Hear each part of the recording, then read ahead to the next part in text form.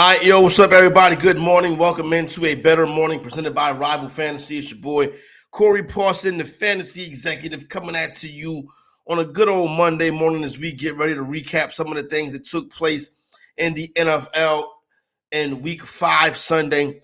Obviously, Monday Night Football tonight got a matchup between two legacy franchises, the Packers and the Raiders.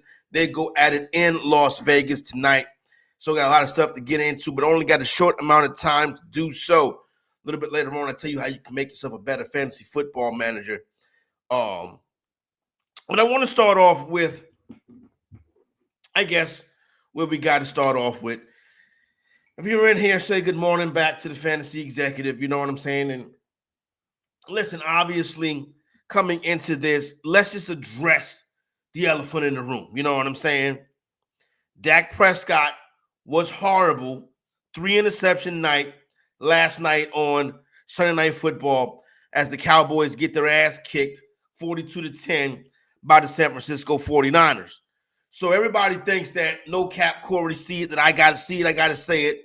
It's going to come on here this morning and, blow a gasket and, my head fly off. There's a YouTube short that does 20,000 views of me killing Dak Prescott. That's not where I'm at today. If you came here to see me lose it, blow a gasket, Yankee hat fly off my head, you know what I'm saying? Me tell you about how Dak Prescott ain't getting it done, how he's a fraudulent guy who masquerades around as a franchise quarterback, not going to happen. It's not going to happen because I don't look at. You see, what I want to do is I want to start to tell a story of the NFL season. Like, I want to start to prophesize how this thing is going to play out. So when we get to January, you can look back and say the fantasy executive told me. Because one thing that I always say when we get to January, when the stakes get higher, what happens is your biggest weakness shines the brightest. So now what we're starting to see, I got at least 3 teams I want to talk about today where we're starting to see their biggest weakness and what eventually is going to be their Achilles heels down the stretch. Now, what did I say about the Dallas Cowboys on Friday? This is why I'm not blaming Dak Prescott. This was a united effort of pitifulness by the Dallas Cowboys. It wasn't just Dak Prescott. It was everybody gets a part of this one. Right, so let's start with the fact that when the Dallas is not playing well, when they're not up to speed, it's turnovers, it's penalties, it's bad mistakes. Those are things that really lead to bad coaching. And I'm not saying Mike McCarthy's a bad coach coming off of back-to-back 12-win seasons. No, he's not a bad coach. He's actually doing a good job. It's the players on that field. Penalties, turnovers, not even going after that. Tony Pollard turning the ball over in Dallas's own territory when the score was 14-7 was the biggest turnover of the game. The inability to stop the run, which is something that we've been talking about in Dallas for years. Where's the guy, the first-round draft pick, Mozzie Smith? Does he play? I haven't seen him on the depth chart. I haven't seen his name on the broadcast all season. Bigger issues. Yes, Dak Prescott is the main issue, but this is a united, disgusting effort. But the truth of the matter is this. You already know what the Dallas Cowboys are.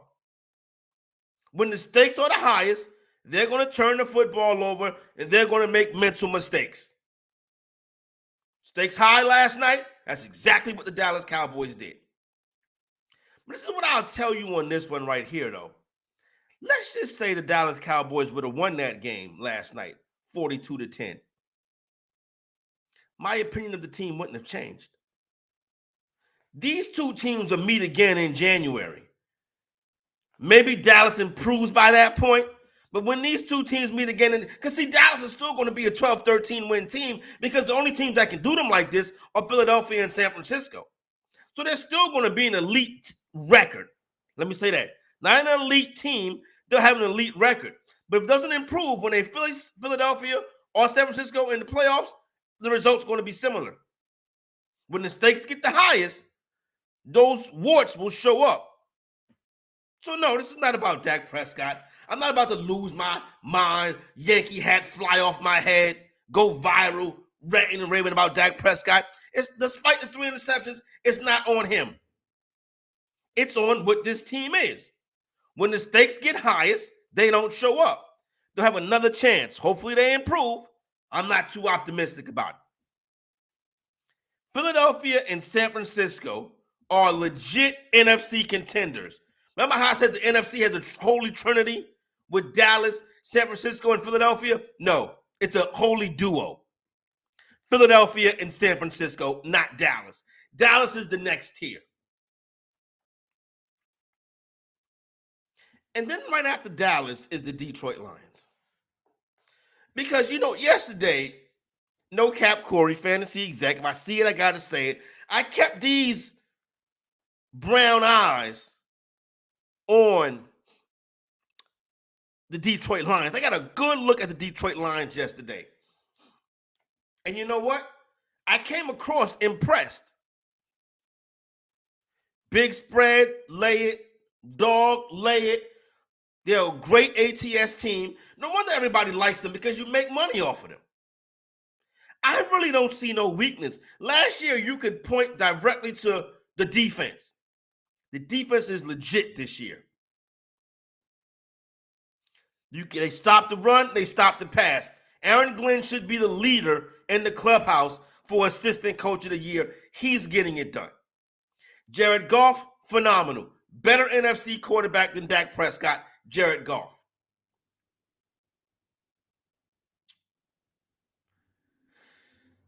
Defense, good. Offense, good. Now, they have a very weak schedule.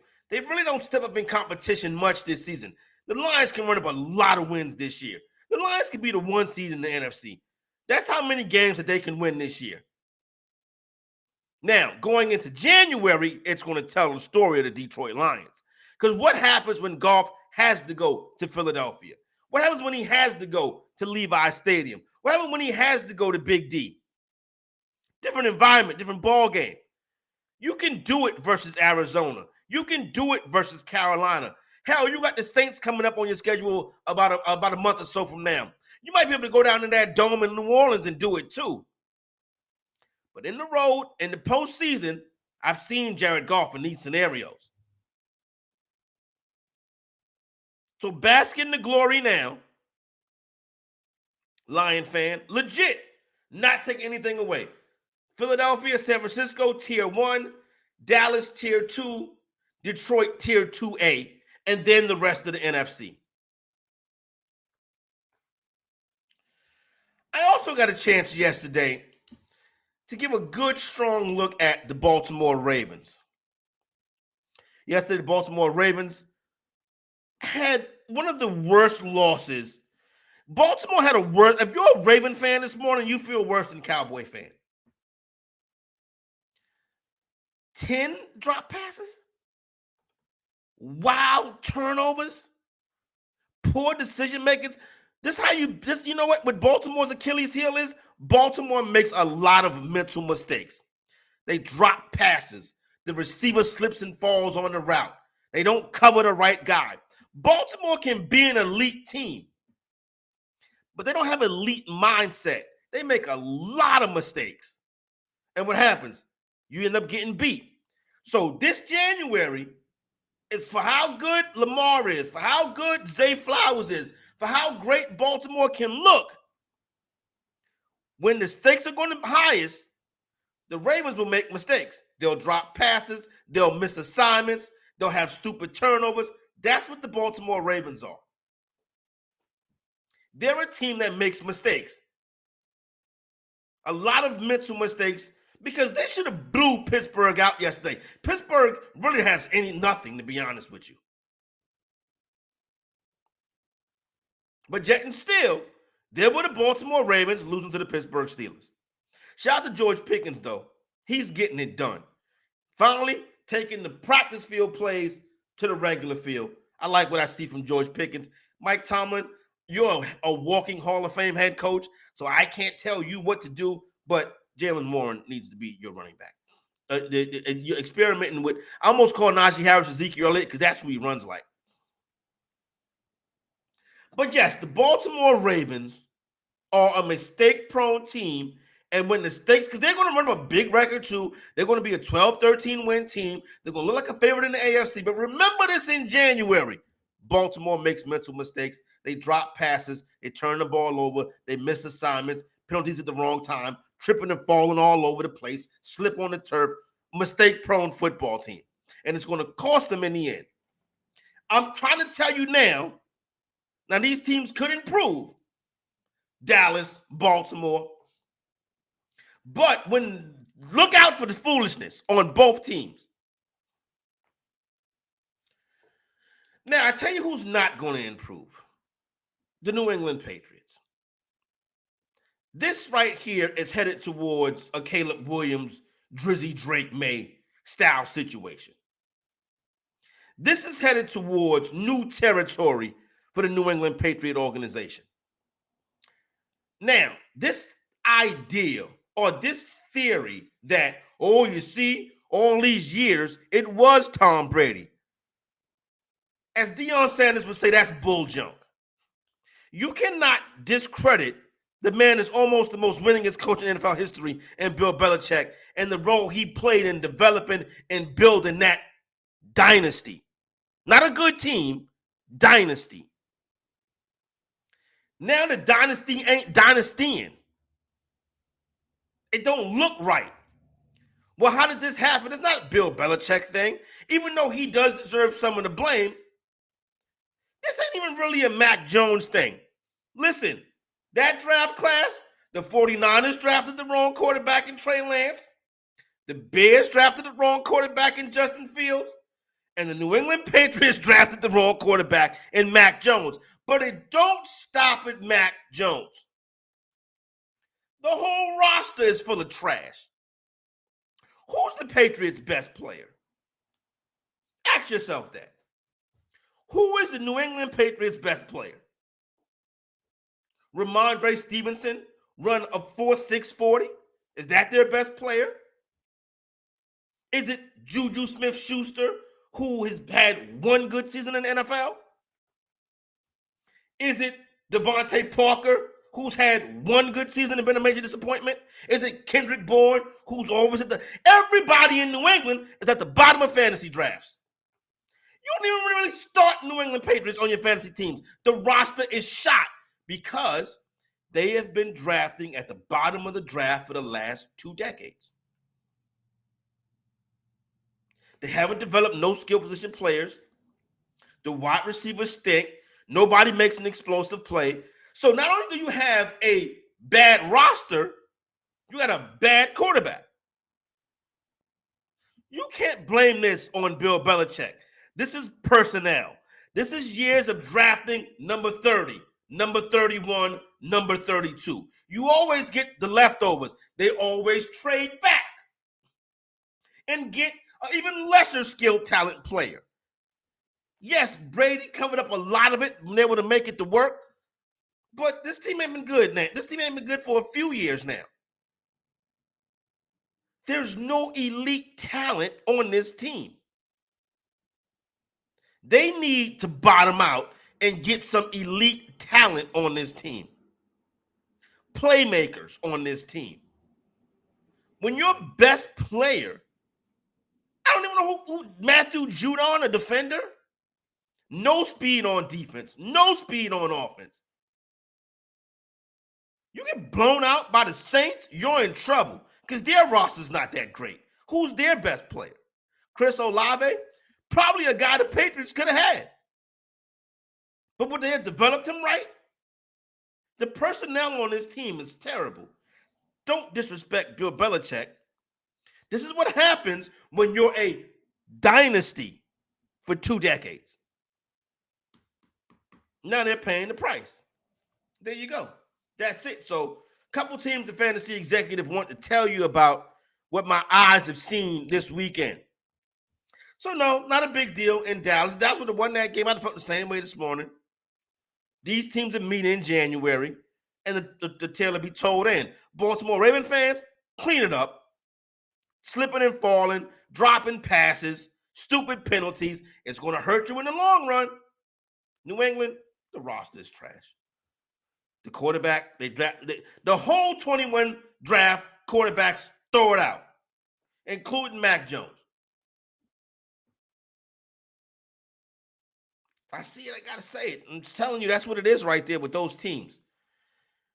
Now, tonight, we got another one of those teams. The Raiders roster ain't that good either, even though they do got Devontae Adams and Josh Jacobs and Max Crosby, but maybe their coaching staff is a problem. But I'll say this. Tonight, the Raiders are a 2-point home favorite? Monday Night Football versus the Green Bay Packers, legacy franchises. The Raiders, the autumn wind is a pirate. The Green Bay Packers. Don't expect a legendary type game tonight, though. Packer fans out in Vegas this weekend, tonight for this game. I think it's a close game. Your team probably going to lose. Listen, I'm not wasting any more of my money on the Las Vegas Raiders. I probably just get a couple prop bets in there. That's probably the way I attack this one tonight. But full disclosure, under Josh McDaniels, Raiders 4-3 ATS as a home favorite. Average spread is 3.5. So, yeah, I can see a Raider field goal victory being the difference tonight. Maybe a walk-off field goal. I don't like backing Monday night favorites, though. Interesting to see where that line moves. Probably be a couple prop bets for the fantasy exec. That's really about it. I think I saw where I'm going to go lower on Aaron Jones rushing and receiving set at 71.5. I'll probably come in at under or lower on that one right there. However you want to take that. So that'd be one of the plays I'm in on. I think this is going to be more of a defensive game tonight. So there's a lot of unders going to come in. So that's where I stand on that one right there. Solid weekend in college football. Remember I was telling you last weekend about how the SEC is going to come down to LSU, Alabama, and Georgia? Yeah, that's what it is. LSU goes on the road, get a big victory. Road victory in the SEC. They were down big in that game, but you know what they did? They won the fourth quarter. If you can win the fourth quarter, you can win the game. Jaden Daniels on the road, fourth quarter, they won the game. Their defense is suspect, though. Alabama, same thing. Jalen Milroe showed up, right? They go on the road, Cal Field, Texas A&M, one of the toughest road environments in the SEC. Jalen Milroe throw 3 touchdown passes, and they come out with a victory. Told you. It's going to come down to Alabama and LSU about the end of this month, but early November, right? Then the winner of that game will face Georgia in the SEC championship game and more than likely beat them, particularly if it's Alabama. Told you that earlier this week. That's exactly how it played out. You got to be able to win on the road in conference for the fantasy executive to think that you're a great team. Now, the Texas Longhorns, much like the Dallas Cowboys, when it mattered the most, you showed what you were made of. Not a bad loss, but Oklahoma, they do get the big victory in the Red River game, and now they put themselves in position to go to the college football playoff if they can win the Big 12 championship. So what happens if Texas beats them in the Big 12 championship? Well, then that throws the whole thing in disarray, and that's exactly what the college football playoff committee wants, disarray, because it brings eyeballs. It brings attention. Colorado got to win. Coach Prime, if you was on over 3.5 wins for Colorado, that bet cashed. So there you go right there. Now, you want to get some good advice for tonight, you need to get a Fantasy Alarm All-Pro subscription, unlock all content for all sports, including annual draft guides, daily and weekly rankings, value vault, position coaches, and more. Go to fantasyalarm.com/win. That's the Fantasy Alarm All-Pro subscription. Unlock content for all sports, including annual draft guides. You got the NBA coming up, daily and weekly rankings, value vault, position coaches, and more. Go to fantasyalarm.com/win. Now, there you go right there. Now, this weekend in college football, got a couple of big matchups, but more than likely, the biggest one, you got Oregon and Washington. right? That's going to be a look at a possible Pac-12 champion. Michael Penix, Bo Nix, a lot of points in that one. Then you got USC going to Notre Dame. Notre Dame had a nasty loss this week versus Louisville. I'm a big fan of Notre Dame head coach Marcus Freeman. He's got to do a better job. That team does not seem prepared in the biggest moments. USC coming into that joint this weekend. Notre Dame's a 2.5-point favorite. That's going to be legendary. It's going to be a great game. Miami, Cristobal. Mario Cristobal with one of the richest coaches' decisions in the history of coaching. Not kneeling and causing that team to lose. Now they got to bounce back. Going on the road in conference, going to Carolina to take on Drizzy Drake May, like the Tar Heels. Don't think they can bounce back Miami from what happened. And then you got UCLA, big win UCLA this weekend. Now they got to go on the road to Oregon State. So a lot of big-time matchups this weekend in college football. We'll get it all broke down for you as we go throughout the course of the week. But now, coming up, it's time to start getting ready for MLB baseball and the postseason. And coming up on Sportstopia, Fantasy Fire and Ice, they get it done with my boy Chris Crawford and George Bissell. Make sure you stay around and check that out. Fantasy Executive Corey Parson wishing you a better morning and see you tomorrow.